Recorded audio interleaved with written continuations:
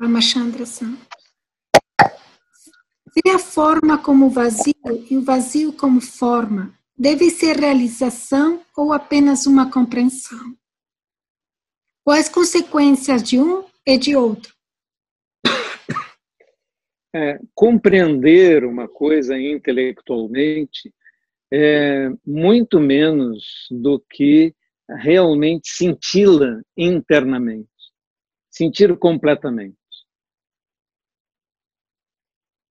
Que as coisas não têm nenhum eu inerente e que o vazio de um eu inerente de todo o universo, essa vacuidade se manifesta como forma e que a forma é a própria vacuidade e uma não existe sem a outra, são compreensões intelectuais relativamente fáceis.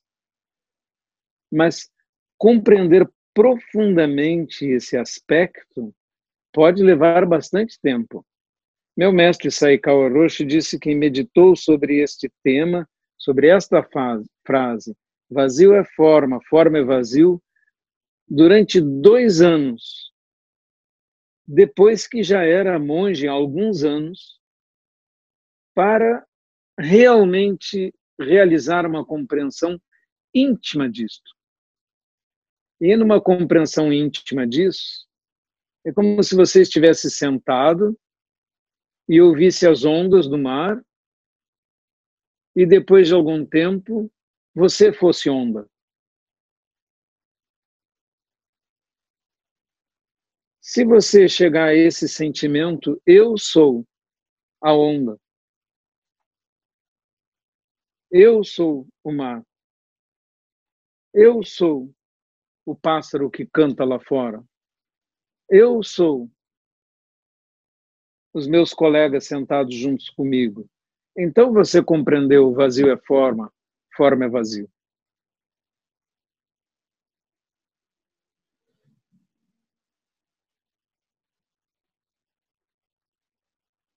Outra pergunta, Monja Sudo. Desculpe, estava sem o microfone. É uma pergunta de Gabriel San. Sensei, boa noite. Lendo o livro Duvidar da Própria Compreensão, vi no glossário que o karma é gerado quando há intenção na ação. E quanto àquela ação que aparentemente não há alguma intenção, ela gera karma ou não? Karma é entendido, karma individual, não é? Como tendo seu primeiro parâmetro a intenção. Na verdade, o ato não intencional pode causar efeitos kármicos, mas muito mais leves do que os causados pelos atos intencionais. Vamos supor um modelo de situação. Você absolutamente não querendo, num acidente, você atropela e mata uma pessoa. Dizer que não existe nenhum efeito disso não é completamente verdadeiro, porque a família ficará magoada, a família que aconteceu. Talvez você não seja condenado pelo ato, para você é um ato, talvez, vamos dizer que não fosse nem culposo, não tivesse dolo, né? Não tivesse nenhuma intenção, mas não tivesse nem os fatores de culpa, de imperícia, negligência, imprudência, fosse um acidente completamente inesperado, sem nenhuma intenção sua. Você seria absolvido pela justiça dos homens. Mas mesmo assim, você se sentiria mal com isso. Então existe um efeito kármico. Existe algo kármico aí. Porém, completamente diferente da ação de um assassinato intencional, com dolo, né? Completamente diferente. Então, a intenção é o principal parâmetro para os efeitos kármicos, mas não é o único. Existem outros. E na própria listagem dos sutras a esse respeito são citados outros fatores. Quem foi a pessoa vítima do seu ato? Qual a importância dessa pessoa na sociedade? Tudo isso influencia. É mesmo quando você faz isso em relação a animais, existe karma envolvido. Mas o karma de matar um mosquito, um gesto automático quando ele morde seu rosto, é uma coisa. É o karma de matar um boi, é diferente, né? O ato intencional, o nível de consciência daquele animal, o nível de sofrimento provocado, tudo é diferente. Quanto mais você sobe na escala de consciência dos seres, mais fica assim. E entre os homens também é assim. Por isso os sutras falam em karma mais terrível é matar o pai, ou a mãe e um Buda. Esses três seriam os mais severos karmas possíveis.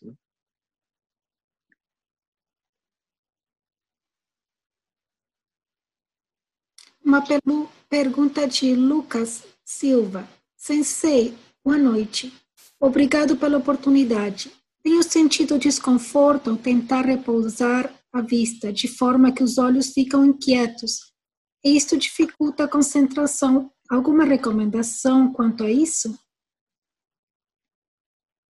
Quando você está fazendo zazen, olhe para baixo, com os olhos semicerrados e não foque em nada.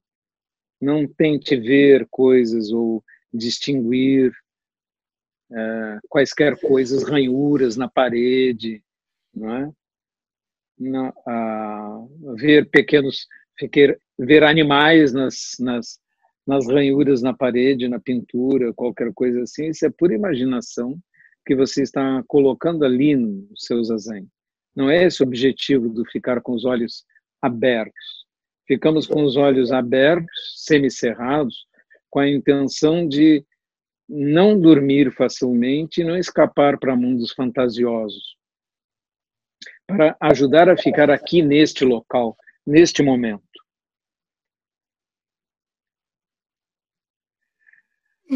Tem uma Se seus olhos cansam,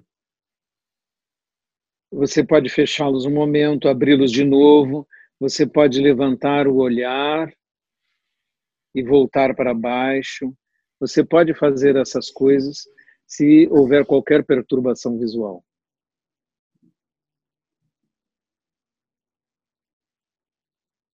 A outra pergunta, Sadhu-san? Sim, tem uma de Silvia Gomide. Kasho Sensei, se Kanzeon se libertou de todas as tristezas e sofrimento, por que ela é um Bodhisattva e não um Buda? Porque Kanzeon, né, esse ser mítico que representa a virtude da compaixão, ela é um Bodhisattva porque ela fez o voto de não se tornar um Buda antes de ter salvado todos os seres. Esse é o mito de Kanzeon. Mas veja, Kanzeon não existe como um ser, como um ser separado, real. Kanzeon é uma representação da virtude da compaixão. No Tibete, representado como um homem, Avalokitesvara. Na China e no Japão tem uma representação feminina, porque pareceu aos artistas da China e do Japão que Kuan Yin na China e Kanzeon no Japão seria mais facilmente a imagem da compaixão se fosse representado como uma jovem mulher. Então as representações são até parecidas com as da Virgem Maria, que também na estatuária e na iconografia ocidental, é representada como uma mulher muito mais jovem do que ela seria tendo um filho de 33 anos. Então, isso trata-se de representações imagéticas de eficácia simbólica para a representação de uma virtude e não de um ser real.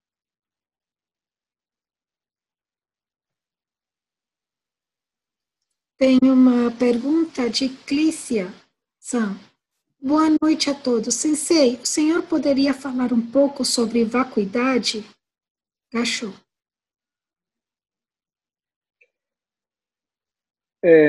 Vazio, shunya, em sânscrito, significa o conceito de que os seres todos não têm um eu inerente dentro de si. Esse eu é construído tanto nos objetos que você pode nomear com nomes, quanto nos próprios seres humanos. Os seres humanos também são constituídos de pedaços, partes, substâncias químicas, DNA, prolongamentos da vida. Mas a noção de um eu é construída, interna. E todo o universo é assim, um conjunto enorme de fluxo, de tempo, de manifestações, sem que em nenhum momento você possa achar um eu real dentro de coisa alguma. E, portanto, todas as coisas são vazias. Porque todas as coisas são vazias, então o universo inteiro é uma manifestação. Nós, seres humanos, somos altamente conscientes da nossa identidade, do nosso eu. A força dessa percepção de identidade nos faz achar que temos ou uma alma, um espírito eterno, ou que vamos sempre ser aquilo que nós somos nesse instante, o que é uma fantasia. Nós mesmos também somos fluxo. E, portanto, o universo todo é vazio de uma identidade, de um eu inerente.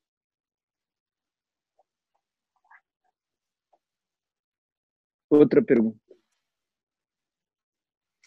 É uma pergunta de Andressa. Sensei, boa noite. Tomar o tempo de uma pessoa pode ser também uma forma de roubo ou não? Acho que pode sim. Afinal, o tempo pode ser útil para fazer determinadas coisas, né? Mas vamos cogitar que dar o seu tempo também é dar algo, também é generosidade. Então, aquele que doa seu tempo também está sendo generoso. Essa generosidade é importante. Isso é muito patente em tudo que acontece dentro da Sangha. Uma quantidade enorme de pessoas doa seu tempo, seu trabalho, seu esforço para que a Sangha funcione, exista. E isto é a generosidade dessas pessoas. Sou muito agradecido porque muitas pessoas imaginam que o Daisen, por exemplo, existe por causa do seu fundador, do monge Gensho. Mas o meu verdadeiro sentimento é que não é assim. Na realidade, ele é construído com a doação de tempo de uma enorme quantidade de pessoas. Se você desvia o tempo dessa pessoa de uma dessas pessoas para uma atividade não produtiva ou inútil, isso também terá sido um roubo de um valor, não é? De algo que pode ser transformado em um valor mais alto. Então, o tempo rapidamente transcorre e a oportunidade se perde. é a oração que vocês ouviram no fim, depois que o Mopan tocou. Cada um de nós deve esforçar-se para despertar. Despertar. Cuidado, não desperdice sua vida. Nós estamos falando de tempo. Tem uma última pergunta, Sensei. A pergunta Nielsen Menchou. Boa noite, Sensei. Buda não se furtou da responsabilidade familiar para viver sua vida de asceta, causando dor e sofrimento às suas famílias, a seus familiares. Então. Sem dúvida, só que não era Buda. Quem fez isso foi Siddhartha Gautama Shakyamuni. Só depois de 6 anos de prática, quando ele desperta, é que ele se torna Buda. Aí é que ele é acordado. Quando ele sai de casa, ele é apenas um homem angustiado com o sentido da vida. Com uma grande angústia sobre o sentido da vida, uma inconformidade com tudo. Por isso ele sai. E ele provoca, claro, sofrimento no seu pai, no seu filho, na sua esposa, sem dúvida nenhuma. Mas depois que ele se torna Buda, sua mãe adotiva, Prajnapati, vai se tornar monja e mestra budista e aluna de Buda. E seu filho Raula vem a ser um dos 10 grandes discípulos de Buda. Portanto, Buda recuperou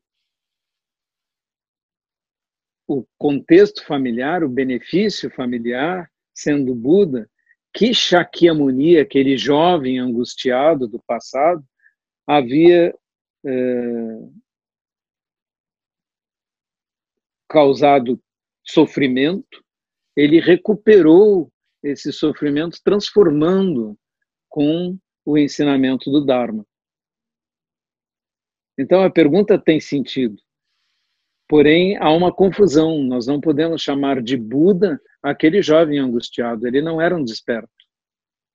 Ele era só um buscador ainda. É isso.